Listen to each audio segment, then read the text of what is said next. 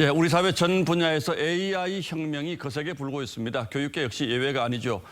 특히 코로나 사태를 맞아서 계층, 지역, 경제 수준별 교육 격차가 커지면서 우리 교육 현장에도 변화가 절실하다는 요구가 커지고 있습니다.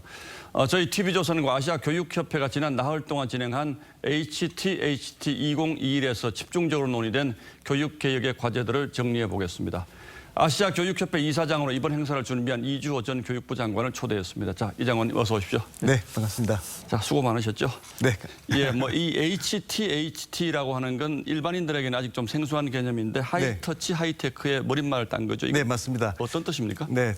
그 AI가 학생을 수준을 정확하게 진단해서 그 개별 학습, 맞춤 학습을 지원하게 되면요. 예. 그러면 이제 교사분들은 창의성 인성 교육에 좀 더 집중을 할 수가 있거든요. 예, 이건 하이터치고요. 네, 네. 그래서 이제 하이터치와 하이텍을 결합해서 AI 시대에 AI에 대체되지 않는 인력을 양성하자는 그런 뜻입니다. 예.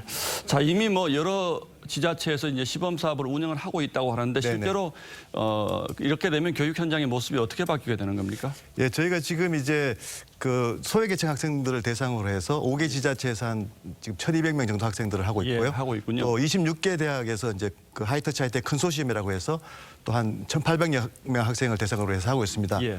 그 예를 하나 들어드리면 이제 탈북 학교인데요. 그러면 이제 탈북 학교는 아무래도 이제 그 학생의 수준차가 많이 나지 않겠습니까? 예. 그래서 교사분들이 굉장히 어려워하는데 인공지능은 이제 수준에 맞게 딱 가르칠 수 있는 거죠. 그래서 8교시에 지금 하고 있는데 지금 5개월 동안 탈락자가 한 명도 없고요. 예. 굉장히 만족하고 아이들이 그 학습에 재미를 붙이고 있다고 합니다. 그런데 이게 조금 더 확대가 되면 외국 같은 경우에는 오전 수업은 완전히 AI만 가지고 하고요. 예. 오후에는 이제 활동 중심으로 해서 뭐 드라마도 하고 스포츠도 하고 하는 하이터치 하이텍의 그런 이제 모습들이 보이거든요. AI가 하는 수업은 교사분들이 나오시는 건 아니고 이를테면 뭐 모니터 같은 걸 보고 한다 이런 방식입니다. 아이들은 이 스크린을 보고 하는데 교사분들은 뒤에서 아이들이 하는 걸 이제 봐주는 거죠. 일종의 이제 코치 역할만 해주는 거죠. 예. 자, 근데 이렇게 인공지능이 교육 담당하게 되면 기계에게 교육을 맡길 수 있느냐 이런 이제 도덕 윤리적 문제도 있고 또 교사분들은 그럼 우리 일자리 사라지겠다 이런 걱정도 하실 것 같은데 어떻습니까? 네네. 사실 이번에 이제 그 HTHT 2021을 통해서 이제 가장 큰 성과는요. 100분이 넘는 글로벌 교육계 리더들이 많이 오셨습니다. 예. 오시고 또 한국의 전문가들도 와서 활발한 토론이 이루어졌는데 하이터치 하이텍에 대한 많은 공감대가 있었습니다. 예. 그러니까 이제 하이터치 하이텍의 기본 정신은 인공지능을 적극적으로 수용하되 인공지능이 교사를 대체하는 것이 아니고 교사의 부담을 덜어주고 교사의 이제 그 기능을 강화해주는 그런 차원이거든요. 그래서 대표적으로 이제 우리나라에서 이제 전교조와 교총이 다 가입하고 있는 이제 국제 교원단체 총연맹의 수장이시죠. 수잔 호굿 같은 분들도 앞으로 미래 방향은 결국 이제 인공지능을 활용하되 반드시 교사를 대체하는 쪽으로 가야 된다고 적극적으로 지지 발언을 해주셨습니다. 예. 네.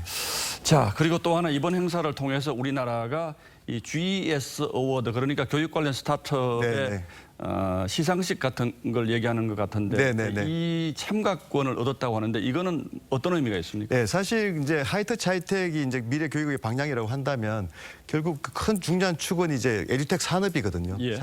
과거에는 이제 사교육 시장이라고 했지만 우리 한 20조 되는 사교육 시장을 이제는 에듀텍 산업으로 발전시켜야 되는 겁니다. 그런 큰 과제가 있는데 중요한 이제 정책 방향 중에 하나는 에듀텍의 스타트업들이 글로벌하게 진출하게 만들어야 되는 거죠. 그래서 소위 이제 GS 어워드가 그동안은 한국이 사각지대였습니다.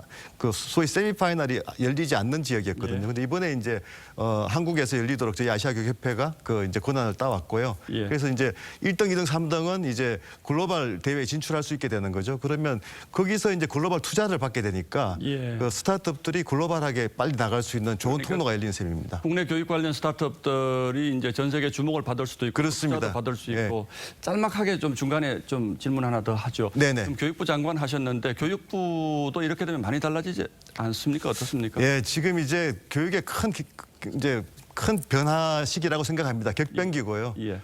정부의 역할이나 기능도 굉장히 많이 달라져야 된다고 생각합니다. 자, 특히 이제 지금 코로나 사태 때문에 교육 격차가 커지고 있다는 것은 수치로도 지금 증명이 되고 있는데 이것 이런 그 교육 격차를 해소하는 데도 도움이 될까요? 네, 사실 온라인 코로나 때문에 이제 온라인으로 많이 가지 않았습니까? 예. 온라인 교육이라는 게 기본적으로 격차를 많이 이제 벌리게 되는데요. 그런데 온라인에 AI 교육을 입히게 되고 또 하이터치 하이텍으로 이제 가게 되면 예. 오히려 이제 온라인으로 가면서도 교육 격차를 줄일 수 있는 대안이 생기게 됩니다. 그래서 사실 선생님들한테 그냥 격차를 해소해 달라고만 할 게 아니고 AI를 적극적으로 활용하실 수 있도록 그렇게 이제 교사님들을 지원해주면 훨씬 더 격차 해소가 빨라질 거라고 생각합니다. 예, 잘 알겠습니다. 이 HT라는 게 이제 국민들에게 아직 생소한 개념인데 이번 행사를 통해서 좀 알려주고 또 우리 교육에 대한 변화의 열망 이런 것들이 많지 않습니까? 이걸 통해서 좀 변화가 사실 HTH라는 개념이 한국에서 이제 이렇게 실험을 하면서 이제 형성된 건데요. 예. 한국에서 만들어진 사례들 또 이제 개념들이 오히려 이제 이번 행사를 통해서 세계로 뻗어나가는 수출하는 그런 계기가 그런 됐군요. 또 의미가 있습니다. 네, 예, 잘 알겠습니다. 이주호 전 교육부 장관이었습니다. 오늘 말씀 고맙습니다. 네 감사합니다.